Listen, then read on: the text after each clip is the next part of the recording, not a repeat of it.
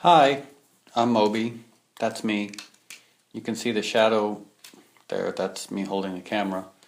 So I've written a book, and it's called Porcelain. There it is. And the book takes place from 1989 until 1999. And it starts off with me, that's me, living in an abandoned factory in a crack neighborhood. And at the beginning of the book, I was very, very broke. That's me. Those are my empty shelves. That's a broken window. I was making around $3,000 or $4,000 a year and living in this abandoned factory. And I had no running water, no bathroom. But I did have the ability to make music because I had a tiny little studio in the abandoned factory. That's me. And I also spent a lot of time practicing my DJing, because all I really wanted was to move to New York and get a job as a DJ and get a record deal. I also spent my time teaching Bible study because I was a very serious Christian. Some helicopter or something going overhead. So that's me teaching Bible study to people. Then I got a big break. I got a job DJing in New York City, which is what I'd always wanted. That's New York City there. And this was New York City in 1989, 1990. And it was a dark, dangerous, crack-filled, gang-filled, cheap, filthy place. But I got a job DJing at Mars, which at the time was the coolest nightclub on the planet. I didn't know how to draw myself DJing there, so that's, imagine DJing. Oomph, oomph, oomph, oomph, oomph, oomph. And I got a very cheap little apartment on 14th Street. That's me, in my cheap little apartment. That's New York. And then, after DJing at Mars for a while, I got my first record deal. That's me. That's the record company. That's the handshake. Because even though I had a record deal, I didn't actually get paid anything for it. Which was okay though, because I was living in New York, I was DJing at the coolest club in the world, and I had a record deal.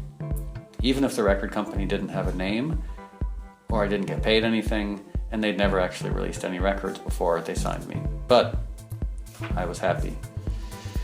And I was DJing, and I was playing techno, and I was playing hip hop, and playing house music. That's me DJing. Oomph, oomph, oomph. Playing dancehall reggae. Doom, doom, doom, doom, doom. I'll never do that again, don't worry. I even found myself DJing at sex clubs, which was very strange because I was a very serious Christian. And then I started DJing at a lot of raves and clubs, staying out until 5 o'clock in the morning, DJing for transvestite parties and sex clubs and raves. And the whole time, I was a serious Christian, teaching Bible study, reading the Bible, and praying. Then one day, after watching Twin Peaks, I wrote a song called Go. And Go used some of the strings from Twin Peaks, and somehow, by some bizarre twist of fate, it became a hit in England. And this was the height of the rave scene, and Go became this very surprising, strange rave anthem. So I found myself flying to England to be on top of the pops and to play at raves and to travel around the UK, either DJing or playing live. And then I started touring and doing more touring and like flying to Germany and flying to Los Angeles and flying back to the UK and DJing more and touring more. And it was great. And I put out some more records, some of which became successful. And the whole time I was sober, that's sober, and I was a Christian. This went on for a few years of putting out records and having bad relationships, and it was very exciting. And then, one night, New Year's Day, 1995, I was in San Francisco. I don't know why Florida looks so big. It's kind of like a gigantic nose or something. So I was in San Francisco, and after 8 years of sober Christianity, I drank. And I got very drunk. And felt like I was reunited with my best friend, which was liquor. And I started questioning my faith. I started questioning everything. I didn't question my veganism. I'd been a vegan since 1987, but everything else I questioned. I questioned dance music. I started dating some very questionable people, some strippers, some prostitutes, and just drank pretty much the whole time. I also started playing guitar again. I had grown up playing in punk rock bands, and I found myself suddenly very excited by the world of heavy metal and punk rock, listening to Pantera, Sepultura, and Slayer, and Bad Brains and Black Flag, and I decided to make a punk rock record. So I made a very angry, very dark, very difficult album, and it confused the record company, it confused my fan, it confused my manager. Not surprisingly, it didn't sell very well. In fact, it sold terribly. No one came to the shows. It was a very depressing time.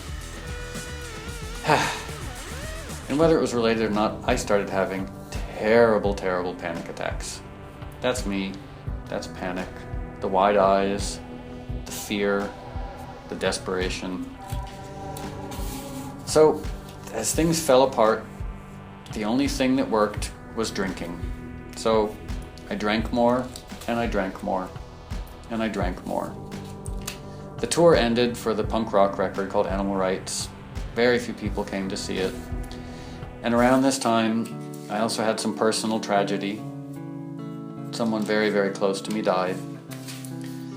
And around the time that someone very close to me died, I also lost my record deal. That's me. That's the record company.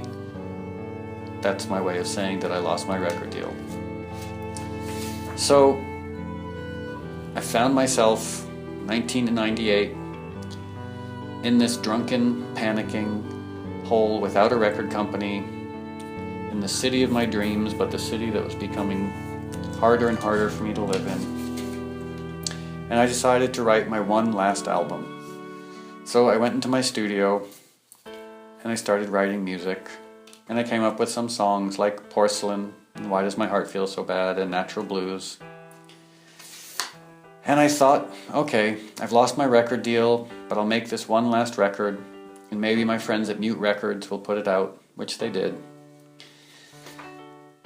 The book ends before the album Play has been released, with me, hungover. That's me, hungover.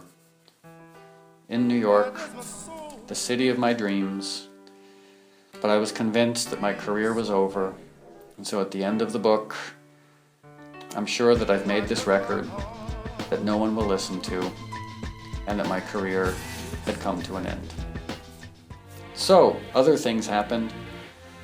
Well, of course, because the book has about 300 pages, but broadly speaking, that's what happened from 1989 to 1999. Okay. Well, I guess that's it. Thanks, and I hope you enjoy the book. Bye.